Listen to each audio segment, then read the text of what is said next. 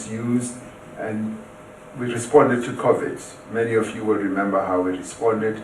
And the one figure that many people don't know is that we are one of the few countries with the little resources that we have. We deployed up to 11% of our GDP to respond to COVID. And the only area that I regret is that the full assistance we wanted to offer to businesses that were suffering did not eventuate as much as I had wanted to see. And we responded to the floods. We have also responded to the weakening of our SOEs, and that usually takes time. And we also have had to respond to one of the key challenges is the generation of energy through the involvement of the private sector. And we've seen 170 billion rand being poured into renewable energy processes, and the transmission is now in a separate company, and we're now going to restructure our transmission so that it's well positioned for the future. We're looking at our logistics, our ports, and to reposition them. So what are my priorities going forward? My key priorities is the economy and the jobs, creating jobs, particularly for the young people of our country. And that's why the ANC has highlighted 6 priorities as in its manifesto, and jobs tops all of them. And jobs and jobs and jobs, and we've come up with a jobs plan that has a number of interventions which we can talk about. We have got possibly one of the highest unemployment rates in the country, and we've got to respond to that. And today I think I have the opportunity also to ask you questions. You do. About what you think should be done, because there are a number of interventions we're making to address the joblessness that many South Africans are suffering from.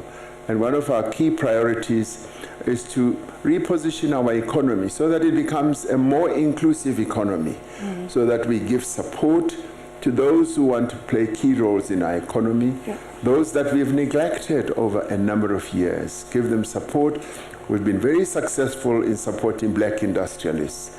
We had hoped that we will only support a few, and the number grew by leaps and bounds, and we poured quite a few billions into supporting them. We now need, one of the key priorities, to support small, medium enterprises, particularly in our townships and in our rural areas, so that they can also play a key role in creating jobs. We often think that jobs will be created by the big firms, by the big industrialists, and it is your small, medium enterprises, firms that are formed by young people, firms that are formed by the mamas and the aunties in the townships and all that we need to support. And that I've seen during the election campaign, wherever I've gone. Even one fellow who sells vegetables on the street side, he says, "President, if only I can get 50,000 rand, I will be able to build a much bigger area to sell much more fresh vegetables." So that is another area to strengthen our economy and to go on with the reforms. We've embarked on a real effective journey of reforms through the Vulindlela office that we set up between Treasury and the Presidency. It has done phenomenal work, and we want to continue to reform our economy. Just to give you one good example, and I'll shut up in a minute. One good example. We won't tell you to do that. No.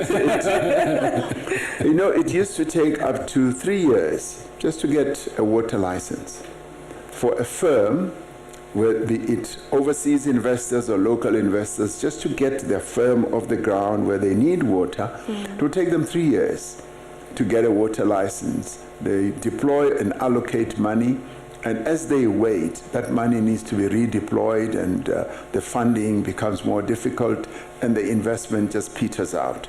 And now we've said we've got to embark on the reforms so that the licenses must be obtained. I think we're now targeting that it should be obtained in less than 3 months. We embarked on a number of those reforms. We struggled for 12 years just to get the spectrum released, just for 5G to be operational in our country, one of the few countries where it started operating first. 12 years we struggled, and this administration, we said, we're going to work hard to make that spectrum, to get the spectrum released. And we've been able to do that, but we just need to increase connectivity throughout the country so that even people in the rural areas are able to connect. Young people are able to trawl the internet, find opportunities, jobs, and what have you. So the economy is going to be the key focus so that we reindustrialize our country, but to restructure this economy and make sure that we address the issue of monopolies. Our economy is highly monopolized. People want to play in the economy, and they are now continuing to play on the periphery, just as apartheid designed it. And we want to change that so that everybody feels that this is the economy that they can also play a role in. That's why we've come up with various interventions, the master plans in textile and clothing, in agriculture, in the sugar industry, and many others. So we want to push with that. And in the 7th term, that's what's going to be the key focus, and have an industrial policy that is going to be modern and focus on skills that our people should have, young people especially, so that the opportunity increase more and more. We've also got to focus on improving the lives of South Africans. Many South Africans are crippled by what apartheid did in the past. Yep. As I go from house to house, doing door to door, and I get into homes of people, I find middle-aged women, older women, with just no hope of any form of income whatsoever. And I ask myself, how else could they have survived if we did not have a robust support system? And we need to strengthen that as we educate the young people, and I'm sure we'll deal with education in a while. As we educate our young people, we've got to give support, income support. That's why the basic income grant then becomes a topic of good discussion. The National Health Insurance, which we'll also talk about, also addresses the social aspects of the condition of our people and how we remove the apartheid that has been inherent in healthcare in our country for decades and decades.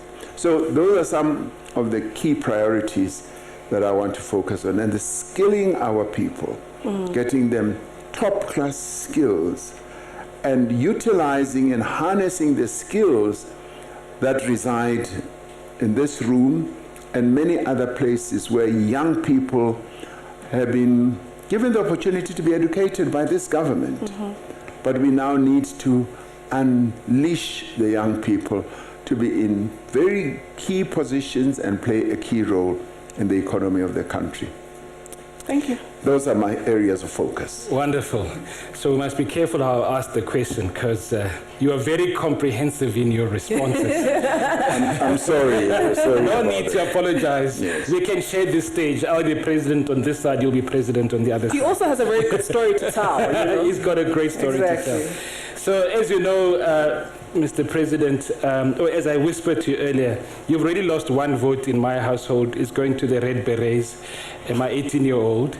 But we have another young person who is 21, waiting to be persuaded. We'll come back to that question, because I really wanted to open with that question, but you made some really important points around the economy. And I'd like to possibly just pause there and build out slightly, hopefully not a difficult conversation around the economy. One of the things that I think are important in the economy is this notion of a social compact. And this being a business school, I'm going to speak about one stakeholder in that social compact being business. My experience is that the sixth administration started off very strongly in terms of a social compact with business. But over time, that has come under challenge. And at the moment, it is mixed. And I hope you would agree that whether we are pursuing policies to have more inclusive economy, whether it's through reducing the unemployment rate, sitting at about 33% or 50 or 70% for the youth, whichever number you choose, or whether it's the laudable objectives of the national health insurance, that none of those are possible if all the social partners aren't engaged. So I'd be interested to know from your perspective whether you agree that the social compact between your government and business is currently challenged, and if you do agree, what can we look forward to in the seventh administration to repair that, in order to bring business back as an important partner in these very important, laudable objectives that I'm sure very few will disagree with. The objectives of putting the jobs at the top, the economy at the top, putting youth at the top, but that's only possible if everybody wants to put hands on deck. So are we in trouble with business as the ANC? And if so, what are we going to do about it to make sure that we rebuild that social compact? I'd like to make a bold statement and say, you know, as South Africans, we are the experts of social compacting. As South Africans. And not focusing even on saying government must drive social compacting. Together, we worked to defeat apartheid through social compacting. We amassed ourselves together as the people of this country through various organizations. You might recall when the UDF was formed, when the ANC was still banned. That was one of the most outstanding social compacts that was ever formed in our country. Social compacting also goes back even, and I'll take just the recent time, the 50s, when the Freedom Charter was drafted. That was the social compact. It excluded, obviously, the oppressors, because they could not have been chanting for freedom, because they already had their own freedom. So that was through social compacting. It was not only the ANC that participated in the drafting of the Freedom Charter. So that really was a consolidation of a number of organizations that drafted the most iconic document ever produced in the history of our country, that then became the lodestar to lead us to where we are today. It was social compact. And to defeat the monster of apartheid, it required another social compacting process, which we embarked upon. And I've cited the UDF, and the UDF was an amalgam of many organizations, and of course, you know, led by the African National Congress. The mere drafting of the Constitution itself was another form of social compacting, where we brought diverse groupings, even those that were working with the apartheid government, we brought them together, and business got involved in drafting the Constitution. The unions, the religious sector, sporting organizations, NGOs, NPOs, you name it, they all got involved, much as at the table sat the politicos, if you like.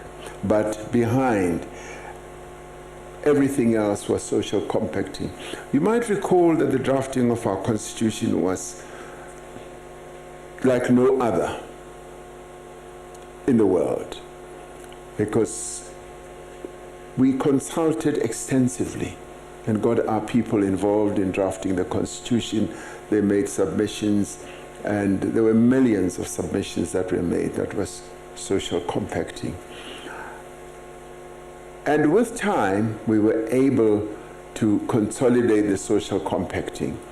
But then when problems arose in our country, like when state capture crept in, that social compacting cracked. It cracked and fell apart, and we remember how many organizations and many of us responded to the whole ugly specter of state capture. We were against it, And in a way, that too was a social compacting of a special kind. Sure. Because people were chanting in the street and saying, we want a commission of inquiry, this must stop. And that then eventuated in the setup of the commission, but the remnants of state capture really left many people disaffected in our country.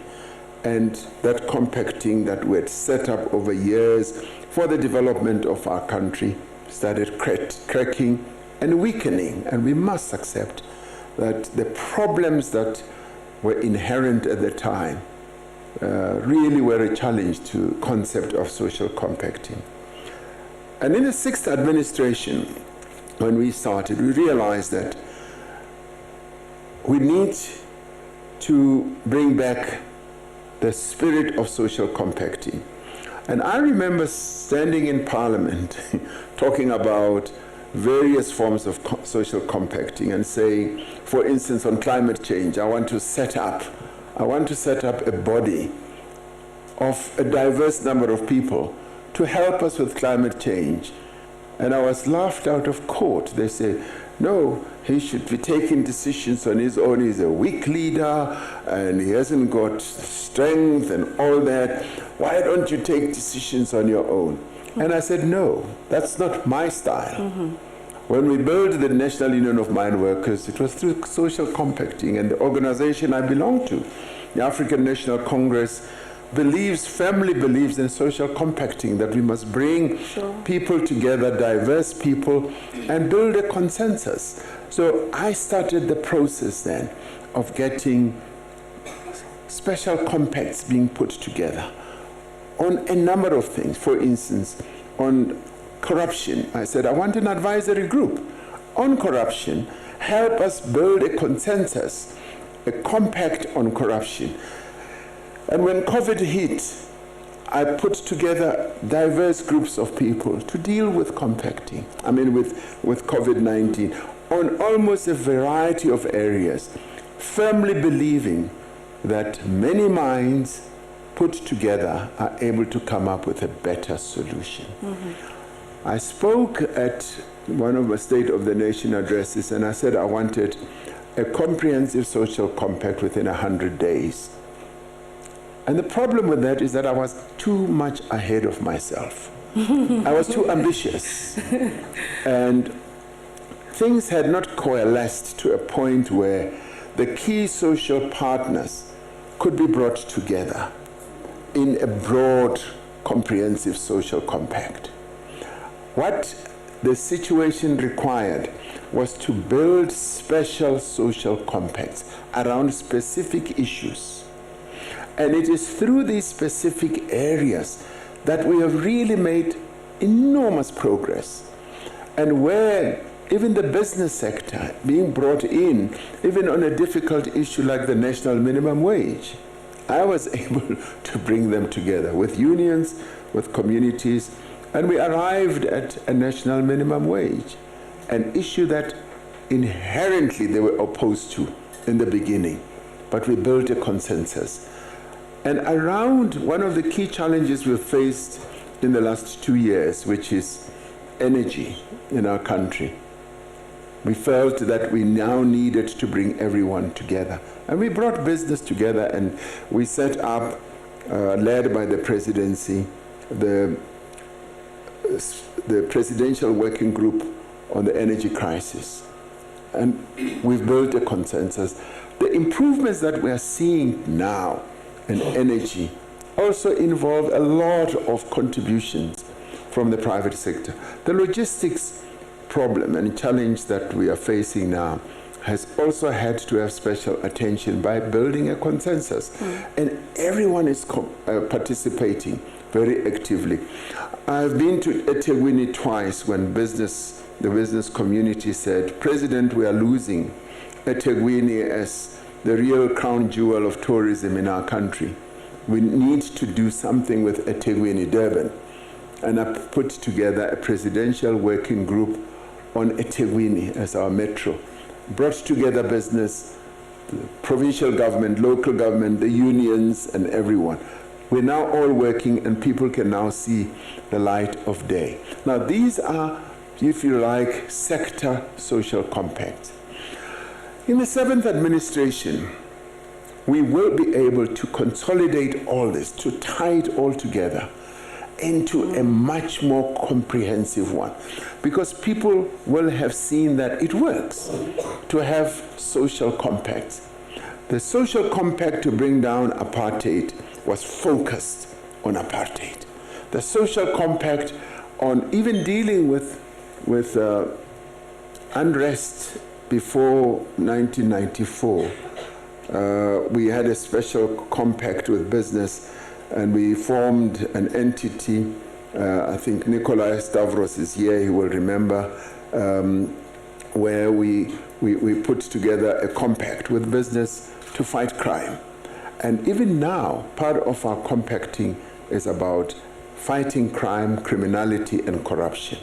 So that is why, Professor, I say we are world's experts. You know, I went to New York a year ago at the UN, on the sidelines of the UN, had a number of American business people, and we explained to them what we do. They said, President, we wish even in our own country we had a similar system like this, where even before a law is passed, we take it to NEDLEC, which is a social compacting legal institution, where we discuss laws and where we try to build consensus. But in the end, there has to be what you call sufficient consensus, even with compacting, because like in families, not everybody agrees on what time to eat breakfast. Yeah. Not everybody agrees, you know, on how much money should be given to children as an allowance. But you have sufficient consensus to move forward. When we were drafting the Constitution, we relied on that concept, that we will have compact building, but it will be underpinned by sufficient consensus to be able to move forward. Yeah. Because we cannot remain trapped in disagreement forever without moving forward. And that is what we have done. I want to touch on a subject which many people have been really concerned about recently, the national health insurance. Sure. National health insurance. Maybe before you do, can we see how many medical professionals are in the room? So you can see where they're sitting and you are talking to them. I'm going to ask them questions. Excellent. So I end a long account by saying, I think we're the world's experts in compacting. And I have underpinned, if I may say, my presidency with the concept of social compacting. Those who would like a president who is dictatorial, who is adventurous, who is reckless, will not find that in me. Sure. In me, they will find a president who wants to consult. So, and all these processes have often been seen that he's weak. He's not decisive. And I say, I am decisive, but I want to take people along with, because people also have views. They have suggestions to put forward. And that is what I've always sought to embrace. Yeah. So I'm guilty as charged on that. There's no charge. So we're now shifting to a next phase. Sure. So we've got the green corner there and the blue corner here, but we're shifting the conversation to a different phase. Nompendula? Blue corner, no, it's black, it's green, it's gold. Oh, I see. Black, green, and gold. All right. Thank you very much, President, for those responses. And I really, as the former chairperson of the Portfolio Committee on Higher Education, Science and Innovation, I must say former now, I really want to agree with you on how amazing our response was to COVID. I pride myself in how the Department of Science and Innovation was able to play its part in ensuring that we're able to respond to COVID.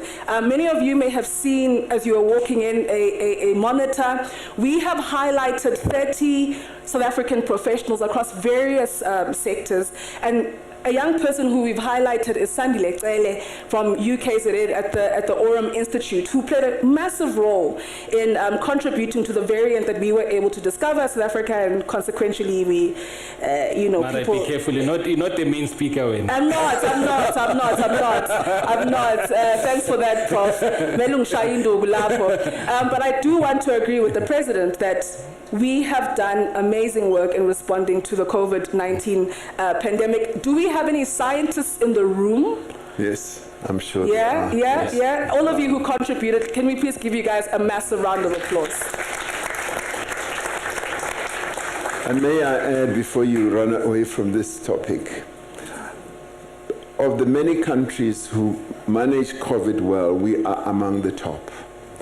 And we did that, colleagues, because we collaborated with the scientists, with business, with government officials, and we used religious leaders, our traditional leaders, and I used to have continuous meetings, even before having the family meetings, where I would say fellow South Africans, as you recall.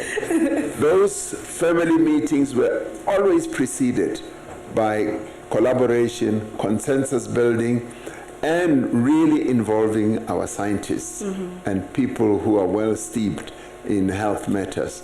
So I truly applaud the spirit of collaboration of many South Africans when it comes to addressing one of the key challenges, a dangerous challenge that faced our country. So thank you very much. Mr. President, I do want to say, so we don't lose focus, what we are about today is talking to young people, because we want to make sure that young people understand where to locate their trust, in which organization. So you mentioned that you're not a reckless leader, none of these bad things, and I'm inclined to agree. But what I do want us to kind of reflect on is absolutely the issues you emphasize around apartheid, around COVID, around state capture. You get ticks on all of those, and no one is going to disagree. And this, not to respond, but as we move forward and have a conversation, please reflect on, there are some undecided voters out there in this room and in the next room, and they're not sure where to locate their trust. Whether do they locate it with the black, green and gold? Do they locate it with the other colors who steal some of your colors? And so forth. And so this entire evening is about making sure that we're locating trust in the right places. Ishitsonga manitsemba na. Right? Do you trust me? Do you trust me? Yes. Right. So that's really the main conversation we're having. Yeah. But before we go back deeper into that we need to get the young people who ask the many questions to ask their questions. Correct. So I want to check, is Gwena in the room? All right, so please, when everyone responded to our invite, they got to ask you a question, and that's part of the social compacting. We wanted to collectively work towards the content of this town hall with yourselves. There were over 400 questions that were asked. We're not going to get through the 400 tonight. But I do think through your newsletter, and even through perhaps my ANC's newsletters, we could continuously answer some of those questions, right? But Gwena, you had a very interesting question which speaks to what President mentioned around economic opportunities. Could you perhaps share with the audience your question around, well, actually, I don't want to share your question, so can you pose your question? Can you stand as well, perhaps? It's actually better if she's sits, because there's a microphone, then we can... Sorry, we're members of parliament for Sia and I, so we're used to stand, well, former members of parliament. We're not going to throw anything at you. There are no security to kick you out, but we can mute you if you don't ask the question correctly. But go ahead. Good evening, Mr. President. Good evening. We've heard a great deal about the presidential employment stimulus. Yeah. And having provided research support to the program myself, I know all too well of the positive impact that it's had for many beneficiaries, or as the numbers would suggest, for the millions of beneficiaries on the ground. So I'm interested in knowing where the future of the program lies, And given, of course, that we can't dent unemployment at project scale, which is currently what the PES is doing, what, if any, plans are there to build the PES's institutional architecture at scale? Thank you, Gwena. President? Yes, the presidential employment stimulus was conceived in response to the joblessness situation that young people face in our country. I asked myself, how do we respond? Because the issue of unemployment in our country is a structural one. You will all know that our economy was really, when our economy as a country got going, black people were excluded.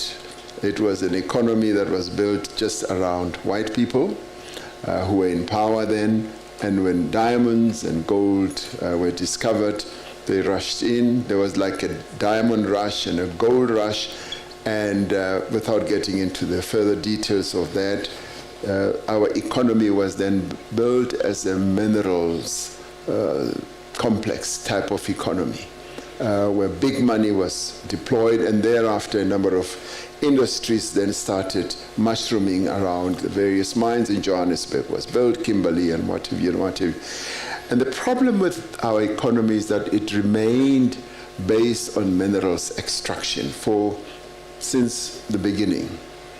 And with that, you overlay apartheid regulations that excluded black people. And let me immediately posit that it's almost like our economy was built as a 6-cylinder car, but made to only operate on 2 or 3 cylinders, where the other cylinders were never fired on, where black people were never skilled, they were excluded by law, by custom, by convention, and by special development. They were pushed to the periphery deliberately so that only a few could benefit. And the few then built monopolies. They built massive companies where black people just became laborers. And they were even refused the skills to work in those entities. And they were also excluded from even playing small business areas in the main cities, in the centers of the economy. And that in itself defined what our economy is. And then as a result, because only a few people had the money and monopolized, so the majority of people could not find space in the economy, even as workers. And that is a structural problem that we've got to address. The IMF and the World Bank have commented on a number of occasions that one of the problems with the South African economy is that it is highly monopolized. And the private sector accounts for about 70 to 75% of the control of the employment base of our country, and the public sector, say 30 or 25% only. So when the private sector area is highly monopolized and is not growing as well as it should, because it's not firing on all cylinders, it then gives rise to problems such as poverty, inequality, and unemployment. The 3 principal problems that we have to confront have a genesis, and we need to address that genesis. One of those genesis was, yes, the original sin. The original sin was the dispossession of black people in our country, taking away their land, their assets by force, and moving them out of their properties and their land and impoverishing them. And the other second original sin was education, and making sure that you give them the worst education ever, apartheid education, so that you blunt their skills capability. So those 2 original skills have delivered what we have. Now the question people will always say, they say, but what have you done about it? Over 30 years, and by the way, reconfiguring your education in any country takes years. I often comment that, people often say, look at countries that went through the world wars, like Germany, like Japan. They were smashed to smithereens during the World War, but they were able to rise from the ashes. Why were they able to rise from the ashes? Because of the skill base that they had. Sure. Because they still had the engineers, they still had the scientists deeply embedded in their communities. They were able to cobble all that together and rise like a phoenix from the ashes. We have not been able to do that, and it takes years. We are now we have not yet reached the apex of our mountain of educating our people. We're still on our journey there. But we already see great shoots, green shoots, young people like yourselves, well educated, ready and rearing to play a key role in our economy. Yeah. So the inheritance we've had then from apartheid is unemployment and poverty and inequality. Those are the things we now need to address. And the key question is, how do we address them? Of course, we've got to ensure that we create a conducive environment for the private sector to invest, to create the jobs, because 70% of our economy is controlled by the private sector. We must now say we are going to enable you to create jobs. But in enabling you, we want to bring black people into the economy. We want to make them industrialists. We want to make them key players in the economy. That's why we will embark on a variety of policies, like the Black Economic Empowerment policies, employment equity, and all that, which many other parties detest and don't want. But we say we are going to do it deliberately, because in the past it was done deliberately to keep black people out. Sure. Now that others have reached the top of the building, they throw the ladder away, they say, come up. Yeah. And we say, how are we going to come up? Yeah. We've got to get the government to build the ladder so that they can go up as well. Now, in doing so, the public sector also then has to play a role, and has to play a role in improving skills so that people can be well trained to get jobs. We also have to play a role to embark on initiatives like the Presidential Employment Stimulus, to give young people hope, to give them an opportunity to get into job situations, to go and learn. Now, the Presidential Employment Stimulus is one of the most successful employment projects that the country has ever seen, where we brought 1.7 million people, not only young, but also majority young and women, into an employment scheme. Now, what we've had to do is to deploy quite a lot of money from the public purse to enable that scheme that you worked in as a researcher to move ahead. And with the financial constraints that we've had to more or less, tailor it properly. But our ambition, my dearest sister, is to make sure that that project remains, the intervention continues. The unions want us to double it. They actually say, President, we want it to reach 4 million.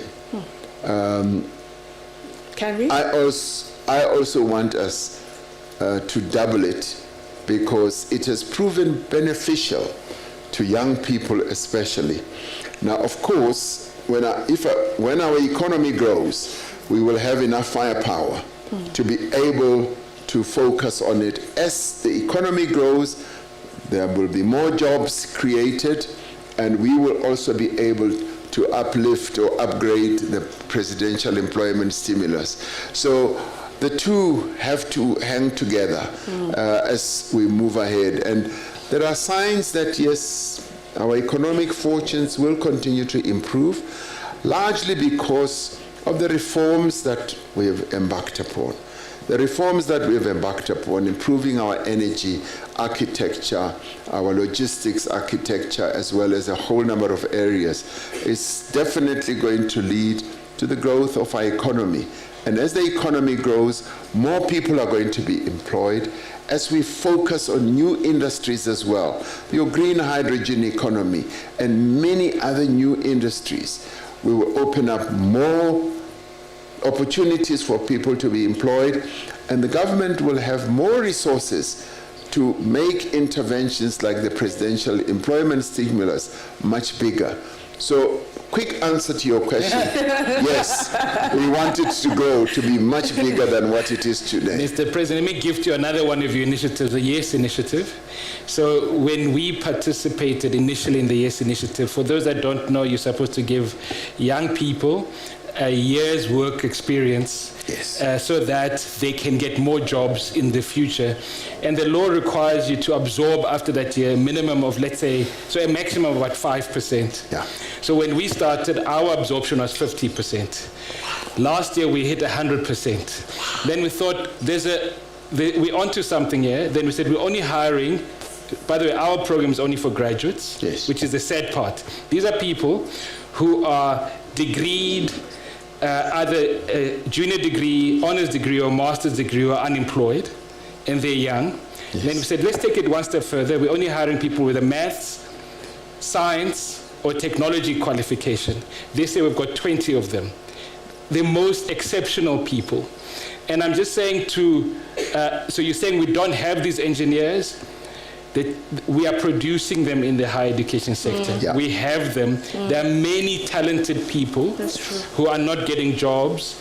And I'm saying the real challenge now is the economy needs to grow by 2, 3, 4%. And so I'm saying to you, some of your policies are working, but the economy one, we really all need to clap hands together and make it work. It's okay, I'll manage. Will you manage? Yeah. So maybe I can ask if Kershal is here. Yeah. Is Kershal in the room? Kershal Singh?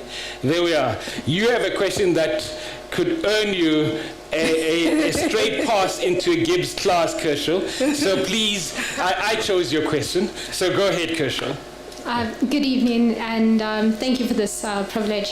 Mr. President, I think the low growth is the one that we really need to focus on. There's a bunch of things that are constraining us. What comes to mind is ESCO. If you look at the last 15 years, we've been growing at 1%. That's not enough. If you look at our poverty rate, it was exactly the same as India 15 years ago. India's poverty rate has managed to decrease by something like 15 percentage points. Our poverty rate has increased by more than 15 percentage points. India's growing at about 6 to 7% average in that last 15 years. So growth's important, is what I'm trying to say.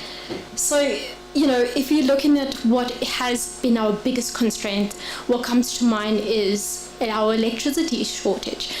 Business can't make products if they're not getting electricity, to just put it lightly. I think on the front of my mind, and I think many other people in South Africa, and I do love this country, and I do think you're the right president to be in charge at this moment. So my question is, and it's not just to give you a tough time, but it's really because we need this in our country. How are you going to address this? How, IMF says we're going to be growing at 1.2% in the next 3 years. That's devastating for the many lives in the country. So my question to you, how are we going to do electricity, water shedding? Yes. It's a forward-looking question. Going forward, how are we going to address this? Yes. I'd like to look back a little bit. Okay. I tried to nudge. You cite 15 years. 15 years ago, the world went through the 2008 financial crisis. Prior to that, we were growing at about 4 to 5%. We were doing fine.